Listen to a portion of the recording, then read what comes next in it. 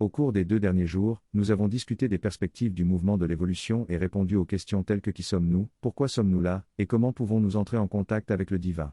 Nous avons également exploré comment nous pouvons accélérer notre évolution consciente à travers les différentes pratiques de yoga spécialisées.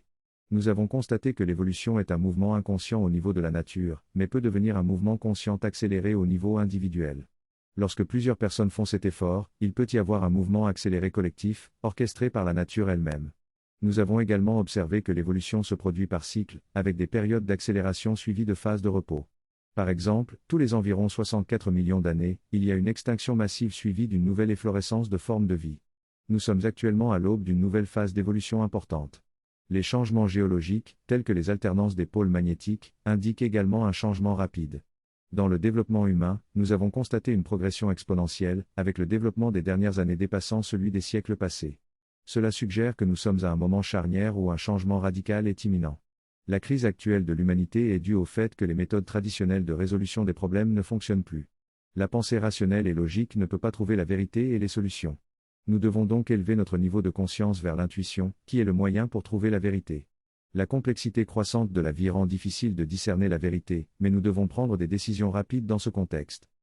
La lettre cherche à mettre en évidence l'importance de l'intuition dans la prise de décision, que ce soit dans le monde des affaires, la politique, la musique ou la mode. Elle explique que l'intuition est ce qui donne de la certitude et permet d'accomplir des succès.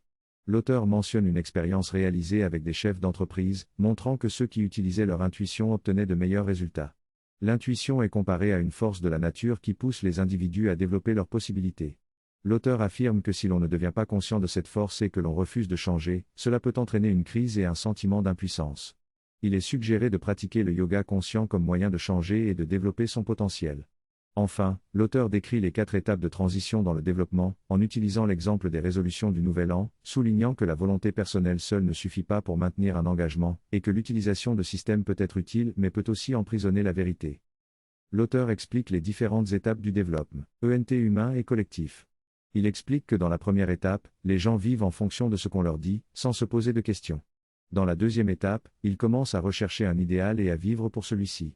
Dans la troisième étape, un système est créé pour forcer les individus à vivre en référence à cet idéal. Cependant, à un certain point, la vérité devient si éloignée qu'on ne peut plus la ressentir, ce qui entraîne une rupture du système et une rébellion de l'humanité qui veut vivre selon ses propres désirs et trouver sa vérité. L'auteur explique ensuite que dans ce processus de recherche de vérité, on peut trouver différentes couches de vérité jusqu'à ce qu'on trouve celle qui nous correspond vraiment. Il mentionne également que le développement collectif suit les mêmes étapes et que nous sommes actuellement dans une phase de transition vers l'âge postmoderne. Dans cette phase, la subjectivité et le désir individuel prennent de plus en plus d'importance, mais l'auteur souligne que cette subjectivité peut également devenir un esclavage si on devient esclave de nos propres désirs. En fin de compte, l'auteur suggère que la véritable recherche de la vérité et de la spiritualité permettra d'atteindre un nouvel âge d'harmonie et de prospérité. Le texte évoque l'importance de ne pas rester superficiel dans nos désirs, mais plutôt de chercher la vérité profonde et de comprendre pourquoi nous agissons de certaines façons. Il mentionne également l'importance du yoga pour changer notre conscience et notre état d'esprit. Il raconte l'histoire d'un activiste américain qui a trouvé la paix intérieure grâce à la pratique du yoga. Il critique également la tendance actuelle à ajouter le mot yoga à différentes thérapies et souligne que le yoga est plus qu'une simple pratique de bien-être, mais une méthode pour transformer la conscience humaine. Le texte examine ensuite les idéaux de liberté et d'égalité, soulignant que la vraie fraternité est nécessaire pour les harmoniser. Enfin, il fait référence à la Révolution française et à l'importance de la fraternité dans l'établissement des idéaux de liberté et d'égalité. L'auteur souligne l'importance de l'égalité dans la société, mais constate que cela a été négligé au profit de l'individualisme. Il exprime le besoin d'une deuxième révolution française, une révolution mondiale basée sur la fraternité. Il observe le développement social et politique en 4 étapes, l'attachement entre individus, la formation de familles, la création de tribus et enfin l'identification à une société plus large. Cependant, il remarque que les différences persistantes entre les groupes rendent difficile la création d'une véritable fraternité. Les tentatives de créer une langue commune, des structures politiques ou des intérêts économiques communs ont échoué. L'auteur conclut que pour réellement atteindre la fraternité, il faut aller au niveau le plus essentiel, celui de la conscience commune. Il rappelle également que l'égalité est fondamentale, car nous sommes tous issus de la même origine. La synthèse de ce texte soulève différents points. Tout d'abord, il mentionne la recherche d'une harmonie universelle, en mettant en avant l'importance de chaque individu dans cette quête. Il présente également deux perspectives opposées, d'un côté, une unification imposée qui supprimerait la diversité et la liberté, et de l'autre, une liberté organisée sous la forme d'une fédération où chaque groupe se développe de manière unique. L'auteur met en garde contre le danger de l'unification imposée et encourage plutôt l'épanouissement de chaque groupe dans une société libre. Il souligne l'importance de la conscience et de l'évolution individuelle et collective pour trouver des solutions. L'auteur aborde également la notion de cycle et de réincarnation, suggérant que nous avons peut-être déjà vécu des périodes historiques passées et que nous sommes venus pour poursuivre notre travail inachevé. Enfin, il souligne la nécessité de progresser dans notre développement pour explorer de nouvelles possibilités et exprimer pleinement notre nature. Dans ce texte, il est souligné que nos vies sont façonnées par différents aspects, tels que la nature, les circonstances sociales et l'influence de notre âme. Lorsqu'il est temps pour l'âme de quitter le corps physique, il se produit une séparation entre le corps subtil et le corps physique, similaire à celle qui se produit pendant le sommeil. Pendant cette transition de la vie à la mort, les couches subtiles du corps se dissolvent progressivement, libérant l'âme. Lorsque l'âme est libérée du corps, toutes les émotions intenses et les expériences vécues sans le corps physique deviennent plus intenses et incontrôlables.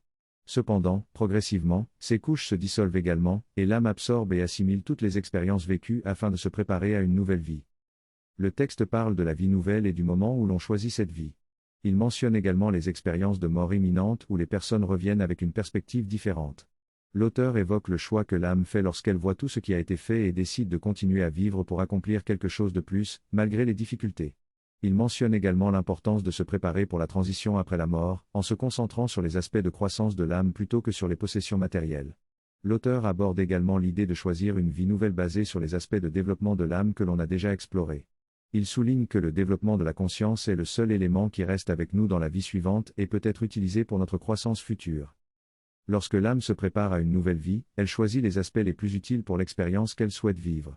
Elle absorbe ensuite le matériel de la pensée et du plan astral, formant ainsi des couches et de conscience. Si l'âme est consciente, elle cherche des circonstances qui la soutiendront dans son travail et son expérience. Parfois, l'âme est attirée par des circonstances similaires de façon presque mécanique. Lorsque l'âme se connecte à l'enfant à travers la forme pendant la naissance, elle influence également le développement du fœtus. Au moment de la naissance, il y a un choc qui provoque une perte de mémoire de la conscience jusqu'à ce point. Malgré cela, l'âme a le désir de se développer à travers les influences et de développer les couches de la personnalité.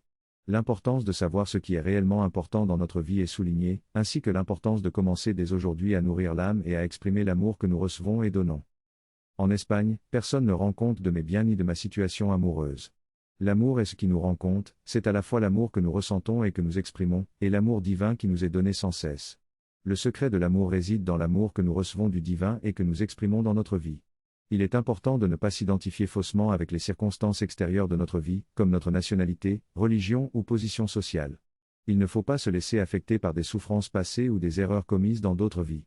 Chaque forme de vie est unique et nous devons apprécier les autres de manière plus profonde. Nous sommes tous une famille, des formes expressives du divin. Nous devons penser de manière universelle et réorganiser nos priorités et relations avec cette perspective. Nous devons travailler pour changer nos schémas de pensée et rendre nos perspectives plus universelles. Perdre la mémoire en commençant une nouvelle vie peut être utile pour vivre normalement et ne pas s'encombrer de culpabilité ou de souffrances passées. Il est également important de ne pas attendre une nouvelle vie pour oublier les mauvais souvenirs, mais de les laisser derrière soi et se concentrer sur le présent. Le texte parle de la possibilité de commencer une nouvelle vie en choisissant de laisser derrière soi les souvenirs douloureux du passé. Il suggère que chaque jour est une occasion de recommencer et de se transformer en une personne nouvelle. Le texte souligne également l'importance de changer notre perspective et de voir les choses sous un angle différent pour pouvoir évoluer. Il aborde également la question des castes en Inde, en soulignant que cette organisation sociale n'est pas liée à la religion hindoue mais plutôt à l'idée que chaque âme possède 4 aspects de ses pouvoirs de manifestation. Il explique que ces aspects se développent différemment dans chaque vie et que cela peut symboliser la maturité de l'âme. L'auteur de l'écrit expose 4 aspects de la société humaine qui doivent être pris en compte. Ceux qui sont spécialisés dans un aspect en particulier, les arrangements spontanés des capacités individuelles, l'expression complète de la société, et les personnes ayant une vision du potentiel de la société. Il explique que ces 4 aspects doivent guider la société et que les personnes avec une vision et des idées ne s'intéressent pas aux détails de la perfection. Il mentionne également l'existence des castes en Inde, qui ont été créées par les colons anglais pour diviser la société. Il souligne que les castes ne sont pas une forme de haine, mais une organisation spontanée de la société. Il affirme qu'aujourd'hui, les choix psychologiques libres sont devenus héréditaires. Enfin, l'auteur explique que ceux qui intègrent plus de 2 aspects sont souvent des leaders de la société, et que le succès dans la vie vient du développement de ces aspects. Il termine en mentionnant que le terme caste est souvent mal interprété et utilisé négativement, mais qu'il ne se considère pas comme hindou et qu'il n'identifie pas avec ce terme. Dans cette discussion, il est abordé la question de l'individualité dans une tradition spirituelle. Il est expliqué que chaque personne a son propre cheminement spirituel unique. Le terme dharma est utilisé pour décrire cette individualité. Il est souligné que dans l'évolution, l'âme développe son individualité tout en connaissant une conscience de plus en plus inclusive et universelle. Ainsi, l'âme reste unique mais est également en harmonie avec l'univers. La question de comment accompagner les enfants dans leur développement spirituel est également posée, avec l'idée de les aider à développer leurs profondes possibilités. Enfin, il est mentionné l'importance pour les enfants de savoir qu'ils sont issus de l'amour de leurs parents et qu'ils sont précieux pour eux. Le texte suggère l'importance de l'intimité et de l'environnement lors de l'éducation des enfants. Il mentionne que les expériences psychologiques peuvent être transmises à travers les générations. L'auteur souligne également l'importance de nourrir l'âme de l'enfant, tant sur le plan spirituel que divin. Le texte évoque également le rôle de l'amour dans l'éducation et mentionne que prendre soin de chaque moment est essentiel. Enfin, l'auteur aborde la naissance et la création d'un enfant, en indiquant que le moment de la naissance peut être aligné avec une inspiration et une conscience divine. La danse de la vie est en grand danger en raison de l'extinction massive des espèces. Les scientifiques qualifient cette période d'âge d'extinction humaine. Mais il est possible de changer les choses et de créer un futur différent en agissant dès aujourd'hui. Le karma, selon la pensée originale, n'est pas une prison du passé mais plutôt la reconnaissance que nos actions actuelles façonnent notre avenir. Il est donc important de protéger la flamme de l'aspiration et de former des groupes locaux qui œuvrent ensemble pour préserver notre planète. La liberté complète réside dans l'énergie de la pensée consciente et de la conscience de soi, qui peut modifier elle, est conséquence de nos actions. En changeant notre état de conscience, nous sommes capables de transcender les influences négatives et de ne plus être affectés par elles. Les dauphins sont un exemple de cette capacité à contrôler leurs émotions. Nous avons beaucoup à apprendre d'eux pour freiner nos impulsions négatives. En modifiant notre niveau de conscience, nous brisons les chaînes du passé et nous sommes libres de créer un avenir différent. L'idée principale de ce texte est que dans la vie, nos actions positives peuvent neutraliser les conséquences négatives de nos erreurs passées. Il est important d'être conscient de nos erreurs et de les corriger en prenant des actions positives pour rétablir l'équilibre. L'invocation d'une conscience supérieure peut également aider à changer une situation négative en utilisant une énergie positive. Le texte remet en question l'idée du karma fixe et mécanique, affirmant que la liberté et la conscience jouent un rôle important dans nos actions et leurs conséquences. Bien que nous ne puissions pas prédire les résultats finaux de nos actions, il est important de faire de notre mieux pour agir de manière positive. Enfin, l'auteur exprime sa gratitude envers les personnes qui aspirent à la profondeur et au développement personnel et les encourage à intégrer les enseignements dans leur vie quotidienne.